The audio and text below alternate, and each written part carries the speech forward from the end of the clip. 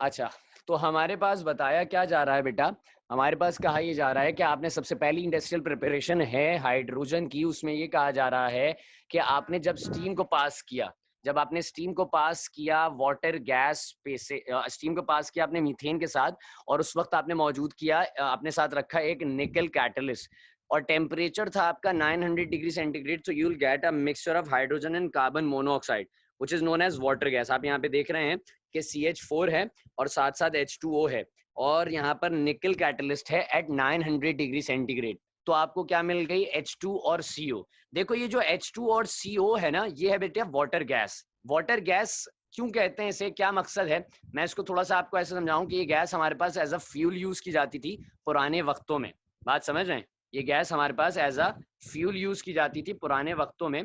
तो अब पुराने वक्तों में जब इस गैस को हम यूज करते थे,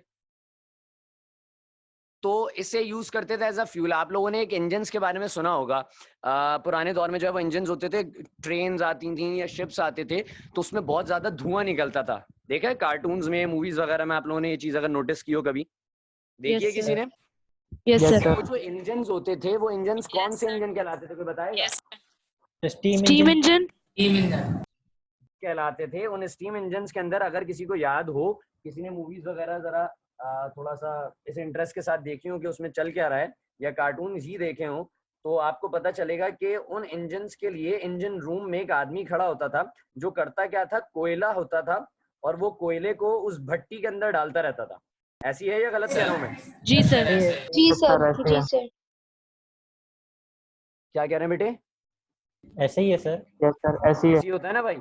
तो ये वो आदमी करता क्या था, वो आदमी जो है वो उस कोयले को अंदर डालता रहता था, और उस कोयले को डालने की वजह से होता ये था कि अंदर पहले ही बेइंतहा आग लगी हुई होती थी। उस आग लगी होने की सूरत में जब उस कोयले को डाला जाता था तो उसकी वजह से अंदर एक स्टीम की लेयर आती थी, स्टीम की भाप यानी जो वाटर वेपर्स हैं उनकी एक लेयर चलती थी। तो जैसी कोयला गर्म हो रहा है, दहक रहा है, उसके ऊपर से स्टीम आती थी, तो वहां पर वाटर गैस जनरेट होती थी। It's also an other process. हमारे पास नीचे लिखा हुआ है कि वाटर वाला ही जो सेक्शन यानी कि नंबर 1 प्रिपरेशन आप देख रहे हैं फ्रॉम वाटर, इसी प्रिपरेशन के अंदर है स्टीम एंड कोल, यानी कि भाप और कोयला।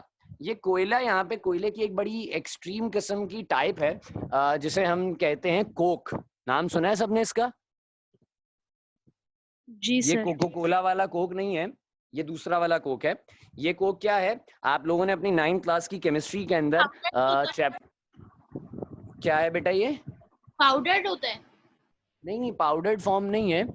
बेसिकली जो है वो होता ये है कि कोक कार्बन की सबसे प्योरेस्ट फॉर्म है। यानी कि जमीन से जब कोयला निकलता है ना, तो उसी कोयले को और ज्यादा प्योरीफाई जब किया जाता है, तो फिर जाकर बनता है कोक। कोयला क्या होता है, वो जो हम लोग बारबेक्यू में यूज करते हैं वही वाला ना?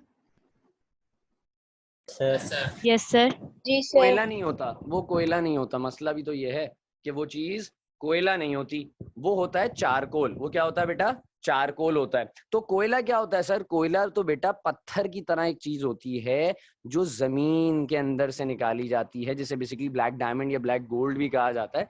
वो होता है कोयला जो कि बिल्कुल पत्थर की तरह होता है। उस कोयले को और प्योरीफाई किया जाता है 1300 डिग्री सेंटीग्रेड के टेम्परेचर पे। उसे जब आप हीट कर रहे होते हैं, तो उसके अंदर से इम्प्योरिटीज सेपरेट हो जाती हैं, और इम्प्योरिटीज के सेपरेट होने पर आपके पास एक नया सब्सटेंस जो बिल्कुल प्योरेस्ट ब्लैक कार्बन फॉर्म होती है वो बनकर तैयार होती है। That will be known as the coke. बात समझ रहे हैं? तो coke is the purest amorphous form of carbon. बात यहाँ तक क्लियर होती है? Yes sir. जी सर। अच्छा, आगे चलते हैं। कोक के बारे में क्या कह रहे हैं भाई? When the steam is passed over the red hot coke at 1000 degree centigrade, 1000 degree centigrade आपने मेंटेन कर लिया इसके ऊपर। ये जो कोक था ना, रेड हॉट कोक, कोई मतलब अलग से नस्ल नहीं है, ये कोक ही होता है। लेकिन 1000 डिग्री सेंटीग्रेड पे आप जब देखते हैं ना, बारबेक्यू कर रहे होते हैं ना, वो तो चारकोल होता है नॉर्मली, लेकिन जब बारबेक्यू कर रहे होते हैं कोयले दहक चुके होते हैं, तो कैसे हो रहे होते हैं? बिल्कुल लाल। ऐसा होता है, जी सर। सर। कोयले बिल्कुल लाल हो रहे होते हैं। तो अब जब वो कोयले बिल्कुल लाल हो रहे होते हैं ना, तो उसी तरह से जब कोक को हीट की जाती है, तो कोक भी हो रहा होता है मेरे बेटे लाल। सही है? तो उस स्टेप, उस स्टेज पे उसे कहा जाता है रेड हॉट कोक। क्या कहा जाता है उसे? Red hot Coke. Coke.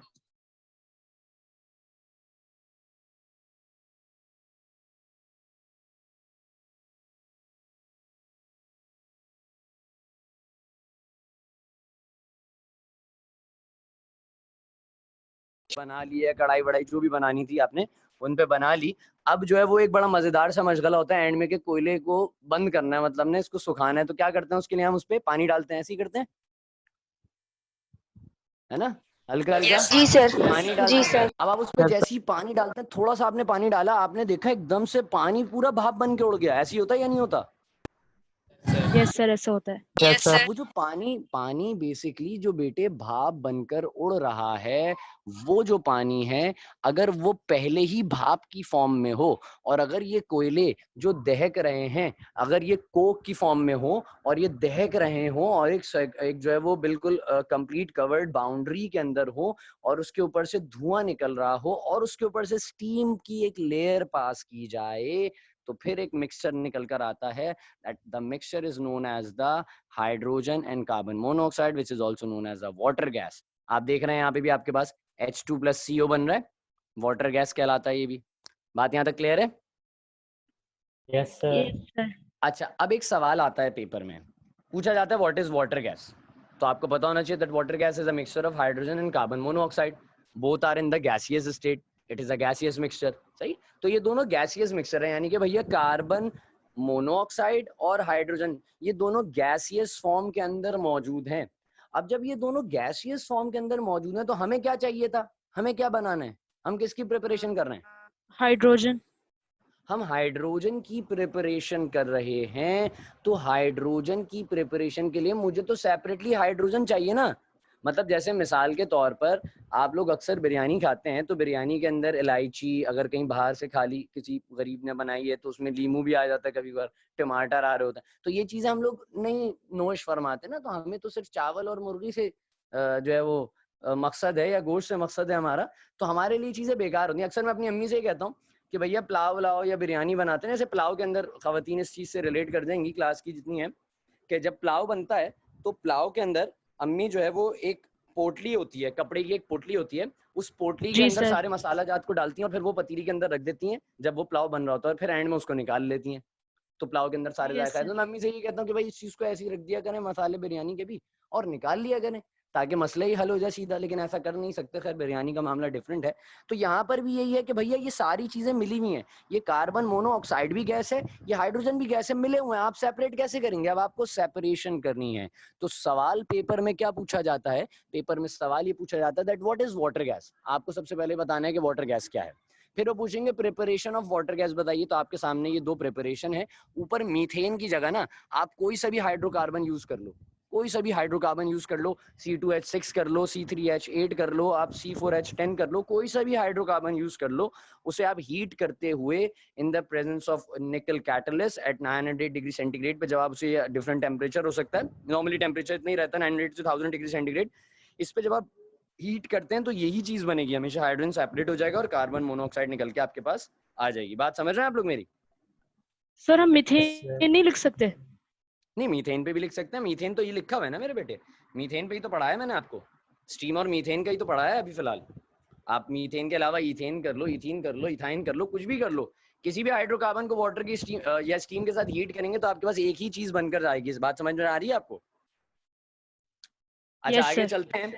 Steam और कोल में भी हमने देख लिया। तो सवाल में क्या पूछा जाएगा भैया, वाटर गैस क्या है, वाटर गैस किससे बनती है, यानी कि कैसे बनती है। तो आपके सामने दो प्रोसेस हैं, आप दो के अलावा 3-4 भी दे सकते हैं। फिर वो पूछेंगे कि ये जो वाटर गैस है, इसमें से आप हाइड्रोजन को सेपरेट कैसे करेंगे। बात समझ रहे हैं? यानी कि ये जो दो गैसेस हैं आपस में मिली हुई हैं, इनको सेपरेट कैसे किया जाएगा। किसी के जहन में कोई तरीका आता है कि मतलब अगर मिसाल के तौर पे दो लिक्विड सब्सटेंसेस को मैंने आपस में मिला दिया, दो लिक्विड सब्सटेंसेस को मैंने आपस में मिला सर दिया, तो हाँ वॉइस बेटा। को ऐड करने लीव हो गया है। अच्छा, एक सेकंड रुको भैया, देख लेता हूँ।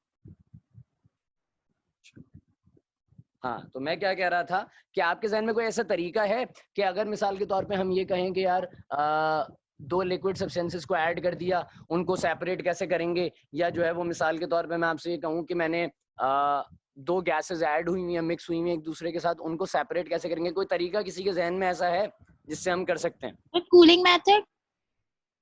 ये तो किताब में लिखा हुआ है। सही, ऐसा इससे होता है, ऑक्सीडेशन भी से होता है। देखो, इसमें सबसे मेजर चीज मैं फिनोमेना बताऊं आपको, नाम नहीं लेना चाह रहा हूँ, एक सीरीज मेरे जहन में आ गई उसका। तो खैर बहरहाल प्रोसेसेस के अंदर ना सबसे मेन चीज़, अगर दो चीज़ें आपस में मिल जाए उनको सेपरेट करने के लिए सबसे पहले ये देखा जाता है कि क्या उन चीज़ों में हीटिंग से in the absence of oxygen, नहीं ये नहीं कर सकते आप, हीटिंग से तो ब्रेक डाउन होती है, डिकम्पोजिशन हो जाती है बेसिकली ना, सब्सटेंस ब्रेक डाउन होगा आपका। खैर मैं ये कह रहा था कि सब्सटेंसेस के melting point, boiling point, freezing point, liquefying point, vaporization के पॉइंट जो होते हैं ये सब एक दूसरे से अलग होते हैं।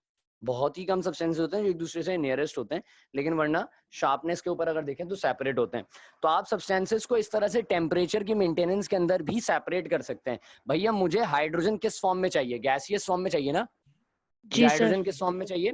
गैसियस फॉर्म में चाहिए। तो अगर मुझे हाइड्रोजन गैसियस फॉर्म में चाहिए है तो मुझे दूसरी चीज को इसमें से सेपरेट करना है, यानी कि या तो मैं लिक्विड करके सेपरेट करूं या मैं इसको सॉलिड करके सेपरेट करूं। ऐसे ही कुछ कर सकता हूं या और कुछ भी तरीका है? जैसे अभी सर किसी ने कहा लिक्विड था भी, ना कूलिंग, लिक्विड भी तो किसी एक कूलिंग, चीज को करेंगे ना? हाँ करेंगे तो एक ही चीज ना, एक ही चीज सेपरेट हो सकती है। बात समझ रहे हैं? अभी किसी ने जैसे मतलब कूलिंग लिक्विड कहा एक था ही ना, चीज में कन्वर्ट होगी ना, एक हाँ ही वो एक मतलब ही चीज, जैसे मतलब मैं कार्बन मिसाल के तौर पे जो मोनोऑक्साइड सब्सटेंस है, कन्वर्ट होगा। अगर जैसे ये गैस है तो मैं इस गैस को लिक्विड में ही ला सकता हूँ। इनमें से कोई एक सब्सटेंस जिसका टेम्परेचर मेरे पास नियरेस्ट समझ में आता है कि यार वहां तक मैं टेम्परेचर ले जा सकता हूँ, तो मैं उसका टेम्परेचर वहां तक ले जाऊंगा, ये गैस से लिक्विड में कन्वर्ट हो जाएगी। एक चीज लिक्विड में आ गई, एक चीज गैस में आ गई, दोनों को सेपरेट कर लो। बात समझ में आ रही है? Yes sir.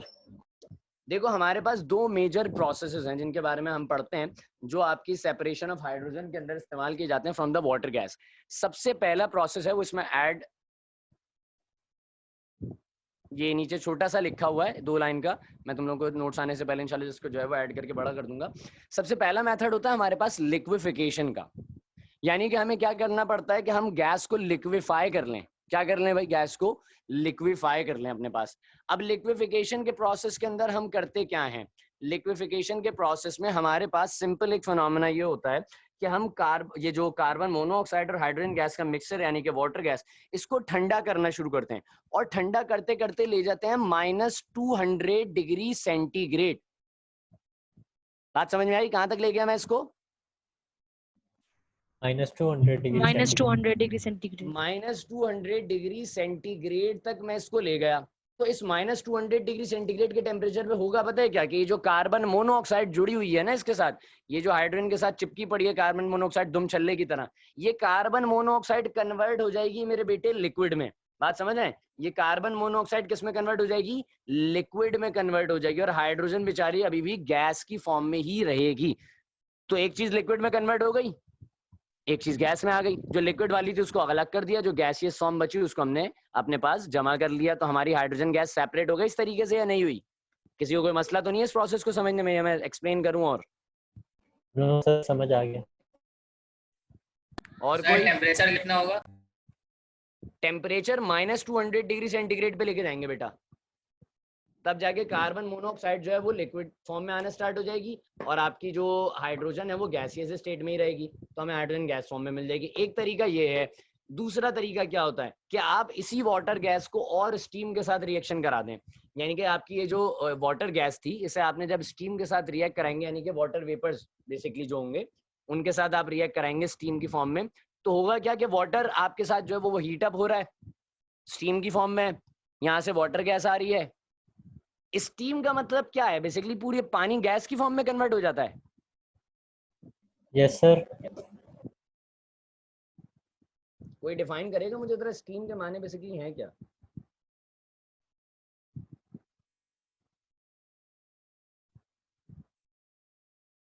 बता दो यार, इतने सारे सर बच्चे हो तुम कोई लोग। भी चीज गर्म होके फिर गैस की फॉर्म में चली जाए उसे स्टीम कहते हैं, क्योंकि उसी का स्टीम भी गर्म ही है।